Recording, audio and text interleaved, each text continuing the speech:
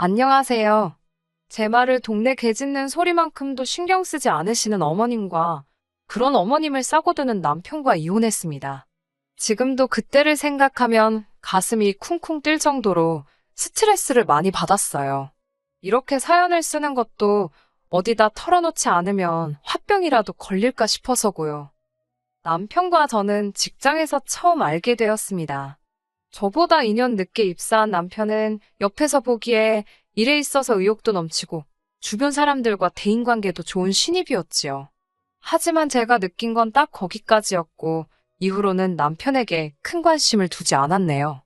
제가 일욕심이 많기도 했고 애시당초 회사 내에서 연애 같은 건 안 할 작정이었습니다. 입사 당시 선배들이 말해주길 회사에서 사내 연애하는 걸 굉장히 안 좋게 생각한다며 웬만하면 남자는 밖에서 만나라고 했었거든요. 하지만 저와 달리 남편은 저에게 관심이 많았던 모양입니다. 처음부터 저한테 대놓고 들이대는 건 아니라서 잘 몰랐는데 언젠가부터 주변에서들 남편이 저에 대해 묻고 다닌다며 귀뜸을 해주더라고요. 그러다 제가 이직을 하게 되었고 남편도 그 소식을 들었나 봐요.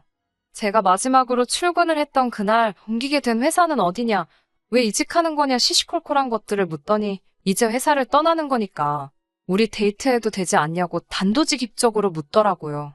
조금 지나치다 싶을 만큼 저돌적인 남편의 태도에 당황스러웠지만 동시에 이 남자 도대체 뭐지 싶어서 솔직히 좀 궁금했달까요? 그렇게 저희는 회사 동료가 아닌 남녀로서 데이트를 하기 시작했습니다. 남편은 자상하고 속이 깊은 사람이었기에 같이 있는 것만으로도 큰 힘이 되었습니다. 제가 너무 바빠서 자주 만나지는 못했지만 그래도 큰 다툼 없이 다른 연인들처럼 알콩달콩 예쁜 연애를 했어요. 그러다 사귄 지 1년이 되었을 무렵 남편에게 프로포즈를 받았습니다. 솔직히 말하자면 저는 그 자리에서 바로 좋다고 대답하지 못했네요. 남편을 사랑하는 마음과는 별개로 제 커리어에 대한 욕심 때문에 지금 바로 결혼을 하는 게 맞는 건지 쉽게 결정을 내릴 수가 없더라고요. 그런 저에게 남편은 실망한 기색을 보이기는커녕 든든한 울타리가 되어주겠다고 했습니다. 그리고 순진했던 저는 그 말 하나만 믿고 남편과 결국 부부의 연까지 맺었던 거지요. 결혼 전 남편과는 길다면 길고 짧다면 짧은 1년이란 시간을 함께 보냈지만 시댁 식구들을 만나지는 못했습니다. 제가 이직을 하자마자 남편과 연애를 시작했던 탓에 시댁 식구들까지 만나고 할 정신이 없었던 게 가장 큰 이유이지요. 참고로 이직을 해온 지금 직장은 동종업계에서도 5손가락 안에 들 만큼 경쟁력 있는 소위 잘 나가는 회사입니다. 그리고 저는 이곳에서 하루빨리 인정을 받아야 한다는 부담과 긴장 때문에 다른 일에는 도통 눈을 돌리지 못했고요. 그렇다 보니 본격적으로 결혼 준비를 하면서 한번 상견례 때 한번 본 게 전부입니다. 하지만 결혼식을 올리고 나서야 진작에 시부모님 되실 분도 몇 번 만나보고 어떤 집안인지 좀 살펴볼 거라는 후회가 들더군요. 저희 시댁은 제가 주변에서 보고 들은 시댁들과는 아예 차원이 달랐으니까요. 돌이켜 생각해보면 상견례 때도 어머님은 그렇게 가족 간의 협동과 화합, 공동체 정신 뭐 그런 것들을 강조하셨습니다. 그러면서 저더러 무슨 고부 갈등이네 시누이지 시네 뭐네 그런 말도 안 되는 이야기들은 걱정하지도 신경 쓰지도 말라고 하시더군요. 이어서 말씀하시기를 시댁 식구들은 사촌들까지 포함해서 그렇게들 서로 우애가 좋답니다. 실제로 남편에게는 결혼한 사촌 형제들이 있었는데 그 배우자들끼리도 그렇게 사이가 좋다며 자매가 따로 없다고 하시대요. 솔직히 하나부터 열까지 어머님이 하시는 말을 다 믿은 건 아니지만 그래도 어머님께서 워낙 자신만만해 하셨고 어머님 옆에 앉은 남편도 진짜고 사실이라며 추임새를 넣어대는 걸 보곤 다들 서로서로 사이가 좋긴 좋은가 보다 싶더라고요. 신혼여행에서 돌아온 날이었습니다. 시부모님께 인사를 드리러 시댁에 들렸는데 어머님 아버님과 시누는 물론이고 시이모님 내외, 시숙부 내외 그리고 그분들의 자식들 죄다 모여있더라고요. 며칠 전에 결혼식에서 이미 다 인사드렸는데 왜 또 이렇게 모인 건가 싶었고 그때 어머님께서 오늘은 정말 행복한 날이라며 말문을 여셨습니다. 뭐 온갖 미사역으로 가득한 서론을 한 5분쯤 들었을까. 피곤하고 도무지 하시고자 하는 말씀이 뭔지 알 수가 없어서 답답하던 그때 어머님께서 계모임 이야기를 꺼내셨습니다. 어머님께서 말씀하신 계모임이란 매달 한 사람당 20만 원씩 걷어서 가족 간에 돈이 필요한 사람이 있으면 융통할 수 있도록 도와주기도 하고 그러는 거라 하셨지만 굳이 왜 가족 간에 금전거래를 해야 하는지 싶더라고요. 제가 만약에 돈이 필요하지 않은 사람은 안 해도 되는 거냐고 물었습니다. 그러자 어머님께선 그건 참 이기적인 거라며 말이 계모임이지 가족 회비 같은 거라고 생각하면 된답니다. 실제로 그 돈으로 가족끼리 모여 외식도 하고 여행도 다니고 그런다고요. 남편에게 이런 모임이 있다고 왜 말하지 않았냐 물으니 자기는 다른 집들도 다 이런 줄 알았답니다. 그러면서 나가보면 알겠지만 맛있는 거 먹고 놀고 쉬다 오는 거라고 진짜 재밌다대요. 하지만 제가 직접 겪어본 이 모임은 정말 거지 같았습니다. 일단 외식이 아닙니다. 어머님과 이모님께서 특히나 이 인원수가 다 나가서 사 먹으면 돈이 얼마냐며 늘 해먹기를 고집하셨는데 알고 보니 그게 저하고 사촌동서들한테 만들라는 이야기더라고요. 처음 그 일을 당한 건 시이모님 댁에서 있었던 모임에서입니다. 당연히 어디 고깃집이나 가겠거니 했는데 차로 1시간을 달려 도착한 곳이 시이모님 댁이었으니 이렇게 말해서 좀 그렇지만 20평도 안 되는 아파트에 열댓 명의 성인이 모인 상황이었습니다. 어찌나 갑갑하고 여름이었던지라 에어컨을 틀었는데도 훅훅 찌더라고요. 게다가 집이 작다 보니 부엌이라고 해봤자 음식을 조리할 공간도 마땅치가 않았는데 그럼에도 불구하고 어머님과 시이모님께서는 음식을 해먹자고 조금만 고생하면 같은 돈으로 훨씬 맛있게 먹을 수 있다면서요. 그러더니 저와 사촌동서들에게 장을 봐오라 하셨습니다. 황당했지요. 그뿐만 아니라 어머님께서 며느리 솜씨 좀 보자며 실력 발휘를 해보라 하시는 게 아니겠어요. 저는 솔직하게 말씀드렸습니다. 간단한 음식, 후라이라던가 김치찌개 정도밖에 못한다고요. 그러자 어머님께서는 가족들 모아놓고 꼴랑 그런 거나 먹자는 거냐며 시집 오면서 음식하는 것도 안 배웠냐고 사람들 앞에서 저를 나무라셨습니다. 그리고는 어쩔 수 없다는 듯 음식은 사촌동서들이 할 것이니 저에겐 설거지나 하라시대요. 어이없이 욕을 먹은 것도 서러웠지만 제가 알기로는 모두가 똑같이 20만 원씩 냈는데 왜 일하는 사람 따로 먹고 노는 사람 따로인지 납득할 수가 없었지요. 이런 모임이 두어 번 더 반복되었을 땐 더는 참을 수가 없었습니다. 매번 패턴이 사촌동서들이 음식을 하고 저 혼자 10명도 넘는 인원이 먹어치운 그릇을 정리하는 시기였는데 진짜 너무 열받더라고요. 가뜩이나 내키지도 않는 모임인데 어거지로 끌려와 일만 한다고 생각해보세요. 참다 못한 제가 사촌동서들에게 이런 상황에 불만이 없느냐고 슬그머니 물었습니다. 두 사람이 보인 반응은 정말이지 뜻밖이었어요. 저더러 왜 그렇게 심사가 뒤틀렸냐는 식으로 저를 마치 이상한 사람 보듯이 했으니까요. 뿐만 아니라 오히려 이렇게 가족들끼리 자주 보고 하면 친해져서 좋지 않냐고 되묻기까지 했고요. 도무지 말이 통하지 않겠다 싶어서 대충 얼버무리고 대화를 끝냈습니다. 사촌동서들하고 힘을 합쳐 어떻게 집안 분위기 좀 바꿔볼랬더니 그것도 사이즈가 안 나오더군요. 이후로 3주가 채 지나지 않아 다시 모임이 잡혔고 저는 남편에게 도저히 더는 못 참겠다 했습니다. 남편은 어쩔 셈이냐 물었고 저는 원하면 당신 혼자서 다녀오라고 했어요. 나는 회사 일도 바쁘고 친정부모님 만나기도 힘든데 한 달에 한두 번은 꼭 시댁 식구들하고 어울려야 한다니 너무 스트레스라고 솔직히 털어놓았지요. 그러자 남편도 일단 알겠다며 남편이 정확히 어머님께 어떻게 전달을 했는지는 모르겠습니다만 그날 밤 어머님께서 장문에 문자를 보내셨더라고요. 제가 지금 목숨 바쳐 충성할 곳이 회사인지 시댁인지 잘 판단하라고 현명하게 처신하라는? 어이가 없었지만 몰아 대꾸한들 욕이나 먹겠다 싶어서 적당히 알겠다고 둘러댔습니다. 이후로 한동안은 평화로운 시간이었어요. 회사 일은 여전히 미친 듯이 많고 바빴지만 적어도 주말 하루는 늘어지게 잘 수 있었으니 살겠더라고요. 그 와중에도 남편은 걸핏하면 같이 안 갈 거냐 물어왔고 저는 저대로 생돈 20만 원이 나가는 게 너무 아까웠지만 이 정도는 감수해야겠다고 생각했달까요. 하지만 그 행복은 오래가지 못했습니다. 사건의 시작은 재택근무예요. 얼마 전부터 회사의 몇몇 부서가 재택근무화 되었는데 제가 소속된 부서도 그중 하나였지요. 제가 재택근무를 하게 되었다는 소식은 금세 어머님께도 들어갔던 모양입니다.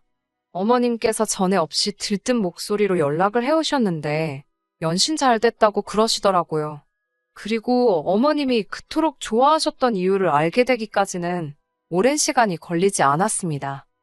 제가 재택근무를 시작한 이후로 어머님께선 하루가 멀다 하고 연락을 해오셨고 걸핏하면 여기 가자 저기 가자 시댁에 오라가라. 참다 못한 제가 재택근무도 근무라고 말씀을 드렸지만 어머님은 어쨌든 집에 있는 거 아니냐며 뭐가 문제냐는 식이셨어요.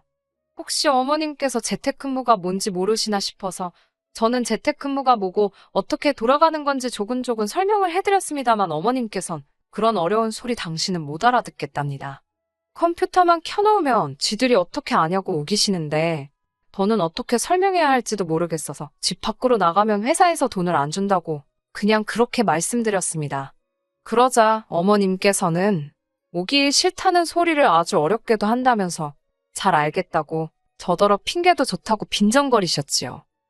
기분은 찜찜했지만 적어도 이 정도 했으면 어머님이 더는 저를 괴롭히지 않으실 거라 생각했습니다. 그런데 다시 한 2주쯤 지났을까 어머님께서 이번 개모임은 저희 집에서 하기로 했다고 통보를 해오셨어요. 저는 당연히 안 된다고 말씀드렸습니다. 집에서 일을 하다 보니 업무에 관련된 자료도 집에 너무 많이 와 있었고 이걸 지금 다 치울 방법이 없다고. 차라리 식당으로 가시면 제가 어느 정도 보태드리겠다 했습니다. 하지만 어머님께서는 너야말로 네 시애미 체면은 생각도 안 하냐면서 당신 형제들 보기가 남부끄럽답니다. 시이모나 시삼촌 자식들은 사위고 며느리고 다 와서 하우고 즐겁게 어울리다 가는데 저만 왜 이렇게 삐딱선을 타는지 모르겠다고요. 저는 연신 죄송하다 소리만 하면서 그래도 저희 집으로 오시는 건 안 된다고 말씀드렸습니다. 제 나름대로 강하게 선을 그었어요. 설마 무대뽀처럼 들이닥치는 건 아니시겠지. 그때만 하더라도 그 정도의 믿음은 있었지요. 하지만 설마 했던 일이 벌어졌습니다. 금요일 오전부터 몸이 너무 아파서 재택인데도 불구하고 병가를 낼 수밖에 없었습니다.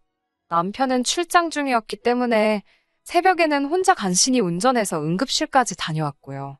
그래도 링거라도 한 방 맞고 온 덕분인지 토요일 11시쯤 되어서 간신히 눈을 뜰 수 있었고 뭐라도 먹어야지 싶어서 냉장고를 뒤적이는데 어머님께서 전화를 걸어오셨습니다. 1시간이면 도착하신다며 손님 맞을 준비를 하라나요. 황당하고 어이가 없는 상황에 뭐라 할 말도 없었지만 이대로 당할 수는 없었습니다. 무엇보다 당신 아들도 없는데 도대체 왜 저희 집에서 모인다는 건지 이해를 할 수가 없었지요. 시간을 확인할 새도 없이 남편에게 전화를 걸었습니다. 그런데 남편에게 상황 설명을 하니 무슨 재밌는 이야기라도 들은 듯 웃더라고요.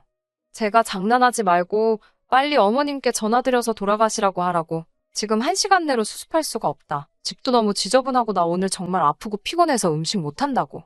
그런데 남편이 한다는 소리가 일단 진통제라도 먹으랍니다. 가족들을 헛걸음하게 할 수는 없지 않냐면서요. 남편이 진짜 말이라도 내가 어머님께 잘 이야기해보겠다. 일단 몸부터 챙겨라 이런 식으로 했다면 저희가 이혼까지 하는 일은 없었을 겁니다. 하지만 남편의 어이없는 반응에 저도 정말 화가 나더라고요. 저는 절대로 안 열어드릴 거라고 헛걸음 하시든지 말든지 나는 모른다고 분명히 안 된다고 했는데 왜 들이닥치시는 거냐고 소리를 질렀습니다. 남편은 왜 자기한테 난리냐며 그러면 저더러 알아서 막아보랍니다. 제가 안 열어드리면 자기가 비밀번호를 알려드릴 거라면서 일 크게 만들지 말라나요? 그리고 자기도 지금 출장 중이고 일하는 중이니 이런 일로 연락하지 말라대요. 식구들 챙기고 하는 건 며느리가 할 도리 아니냐면서요. 남편의 개소리를 듣고 있으니 내가 뭐에 씌어서 이런 인간이랑 결혼을 했나 싶은 회의감이 밀려왔습니다. 저는 일단 현관 비밀번호부터 바꿔버렸어요. 그리고 어머님께 전화를 드렸습니다. 제가 너무 아파서 안 된다고 하니 집에서 컴퓨터만 하는데 왜 아프냐며 전부터 제가 핑계가 많고 거짓말을 밥 먹듯이 한다며? 이런 쓸데없는 소리할 시간에 집이나 치우랍니다. 당신 얼굴에 먹칠하지 말라나요. 남편과 어머님, 두 사람에게 쌍으로 싫은 소리를 들으니 기분이 어찌나 나쁘던지 분해서 이를 갈고 있는데 누군가 초인종을 누르더군요. 내다보니 아니나 다를까 어머님이셨습니다. 저는 죽은 듯이 아무런 소리도 내지 않았어요. 그러자 이번엔 현관을 두들기기 시작하셨습니다. 계속해서 인터폰으로 밖을 내다보는데 시부모님뿐만 아니라 그 많은 시댁 식구들이 다 왔더라고요. 어이가 없어서 정말 제 이야기는 귓등으로도 안 들으셨구나 싶어서 헛웃음이 다 나대요. 그때 급기야 삑삑삑삑 어머님께서 비밀번호를 누르시기 시작하셨습니다. 암만 시도하시면 뭐하나요? 제가 바꿔버렸는걸. 한다섯 번 틀리니까 현관에서 시끄러운 알람 소리가 울려대기 시작했고 급기야 옆집에서 인터폰을 한 건지 경비 아저씨까지 올라오셨더군요. 전 계속 아무 소리도 내지 않고 있었습니다만 어머님의 쩌렁쩌렁한 목소리 덕분에 상황이 어떻게 돌아가는지 파악이 다 되었습니다. 경비 아저씨께선 여기 거주하시는 분도 아닌데 이러시면 안 된다. 경찰 불러야 한다고 경고를 주고 계셨고 어머님은 내 아들 집이라며 고래고래 소리를 지르시고 그렇게 한 시간은 지났을까요?